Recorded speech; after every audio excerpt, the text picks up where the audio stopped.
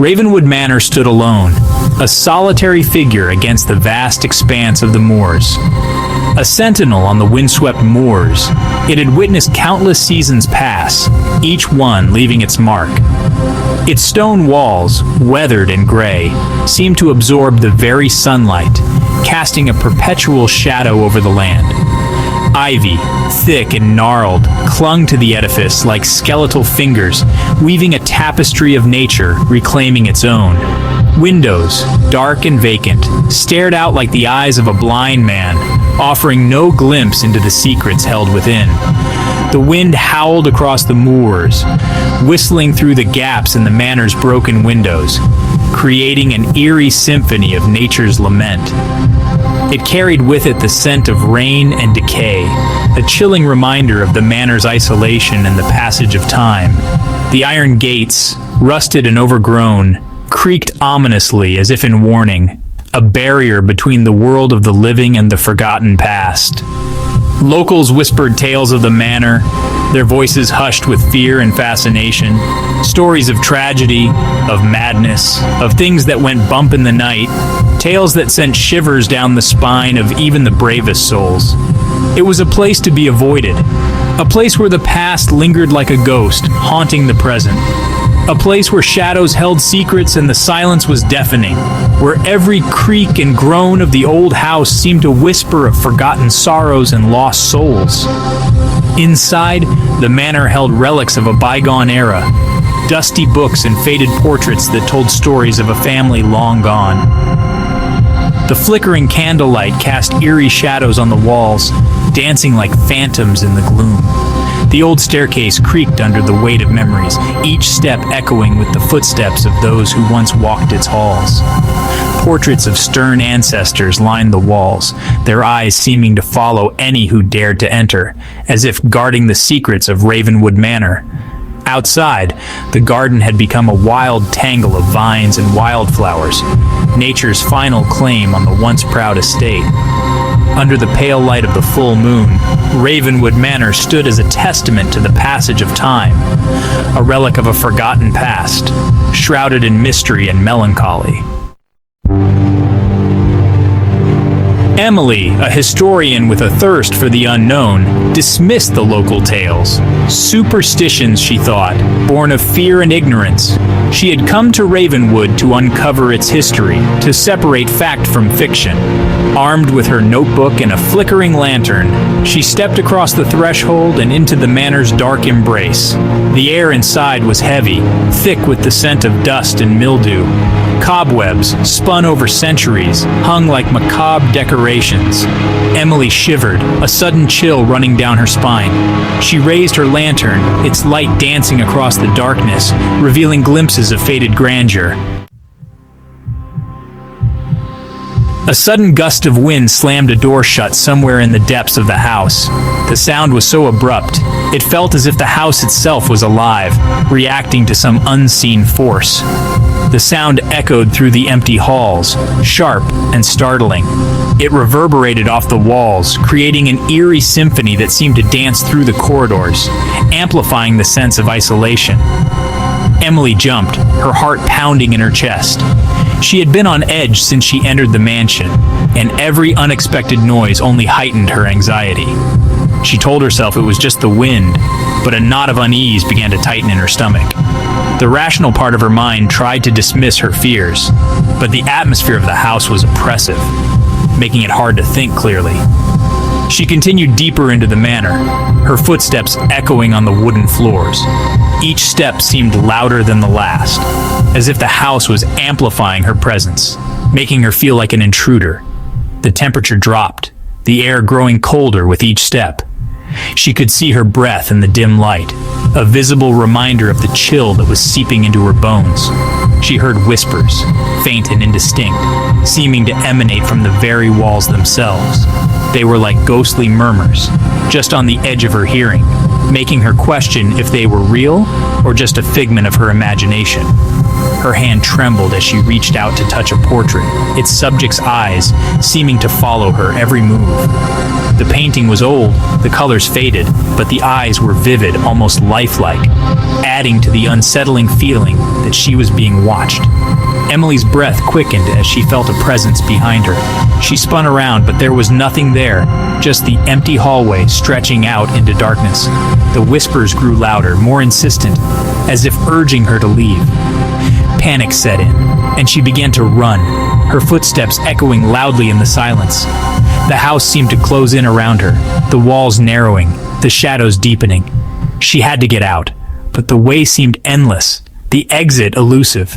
Finally, she burst through a door into the daylight, the sun's warmth a stark contrast to the cold, dark interior of the mansion. She gasped for breath, her heart still racing, but she was free.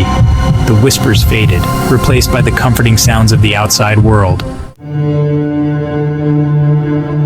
Emily found herself drawn to the library, an ancient place filled with secrets and stories long forgotten. She had always been fascinated by the mysteries that old books held, and this library, with its towering shelves and dusty tomes, was a treasure trove waiting to be explored.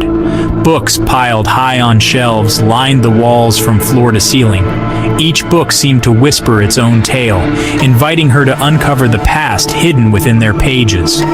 A single window cast a pale, ethereal glow upon the room, illuminating the dust particles that danced in the air. The light seemed almost otherworldly, adding to the library's eerie atmosphere. In the center of the room, a figure took shape. It was as if the very air was condensing into a human form, slowly becoming more defined with each passing second. A woman, dressed in a flowing white gown, her face obscured by shadow. She seemed to float just above the ground, her presence both mesmerizing and terrifying. Books began to fly off the shelves, swirling around the figure like a spectral vortex. The air was filled with the sound of pages rustling and covers flapping, creating a chaotic symphony. A cacophony of voices filled with anguish and despair filled the air. It was as if the very walls were crying out, each voice a fragment of a forgotten soul. Emily stumbled back, fear gripping her heart. She had never encountered anything like this before, and the sheer terror of the moment was overwhelming. The figure turned, her face now visible in the flickering lantern light. The shadows danced across her features, revealing a visage of sorrow and pain. Her eyes, filled with a deep sadness, locked onto Emily's. It was as if she was trying to communicate something important, something that Emily needed to understand. "Leave this place," she whispered, her voice a mournful sigh. The words seemed to echo in the room, lingering in the air long after she had spoken them. "Leave while you still can." The warning was clear, and Emily knew she had to heed it. The library, with all its secrets and stories, was not a place for the living. Emily didn't need to be told twice. She turned and ran, her heart pounding in her chest. The ghostly whispers followed her, urging her on. She raced through the darkened halls, her lantern bouncing wildly, casting grotesque shadows that danced around her. She burst out of the manor and into the storm-ravaged night. Rain lashed down upon her, but she didn't care. She didn't stop running until the manor was nothing but a distant silhouette against the stormy sky. She collapsed on the muddy ground, gasping for breath, her body trembling with fear and exhaustion. Emily never forgot her night in Ravenwood Manor. The chilling whispers, the ghostly figure of Lady Eleanor, the overwhelming sense of dread, it all remained seared into her memory. She tried to rationalize her experience, to explain it away as a trick of the mind, but deep down she knew the truth. She had looked into the face of true fear.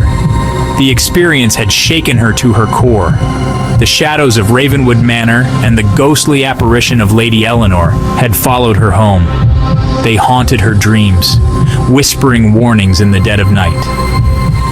The once fearless historian was now plagued by an unshakable terror. The villagers, upon hearing Emily's tale, were unsurprised. They had always known Ravenwood Manor to be a place of darkness. Their whispers confirmed what Emily had already begun to suspect. The manor was more than just an old house. It was a vessel, a conduit for something ancient and evil. They spoke of Lady Eleanor, a woman scorned, who had met a tragic end within the manor walls. Her spirit, they said, was trapped, forever bound to the place of her torment. The villagers avoided the manor, their fear a tangible thing. They knew that some doors were best left unopened, some secrets best left buried. The legend of Lady Eleanor was a tragic one. She had been a woman of beauty and grace, beloved by all who knew her. But her life had been cut short, brutally ended within the walls of Ravenwood Manor. Some whispered of a jealous lover, others of a family curse. Whatever the truth, Lady Eleanor's spirit remained, unable to find peace. She wandered the halls of Ravenwood, her mournful cries echoing through the empty rooms. She was a prisoner of her own history, forever bound to the place of her demise.